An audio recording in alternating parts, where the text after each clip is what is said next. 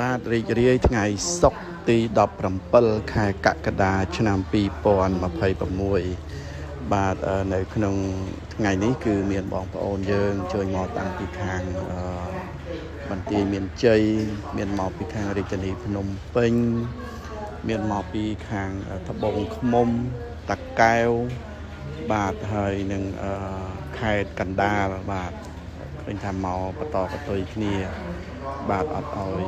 លោកគ្រូពិបាកទេបាទមកបន្តបន្ទុយគ្នារហូតហើយសម្រាប់បងស្រីនៅកំពុងតែខ្ញុំសម្រួលស្អីនេះគឺបញ្ហាជំងឺ stroke ខាងស្ដាំបាទគាត់កម្រើកដៃកម្រើកជើងអត់រួចឥឡូវនេះបានសម្រួល2ដងរួចមកហើយបាទឃើញថាសុខភាពរបស់គាត់កម្រើកដៃកម្រើកជើងបានខ្លះបងប្អូនបាទជូនពរឲ្យបងប្អូនយើងទាំងអស់បាទដែលបានមកទទួលសេវាជាមួយលោកគ្រូបៃតងនេះឆាប់ធូរសះស្បើយនាពេលដ៏ខ្លីខាងមុខនេះគ្រប់គ្នាបាទពីខ្ញុំបាទផាន់លីភេងហៅលោកគ្រូបៃតងបាទសូមអរគុណសូមគ្រប់លាជួបគ្នានៅវីដេអូថ្មីទៀតបាទសូមអរគុណសុខភាពពណ៌បៃតងនាំសុខភាពដល់មនុស្សជាតិនាំសុភមង្គលជូនសង្គមជាតិ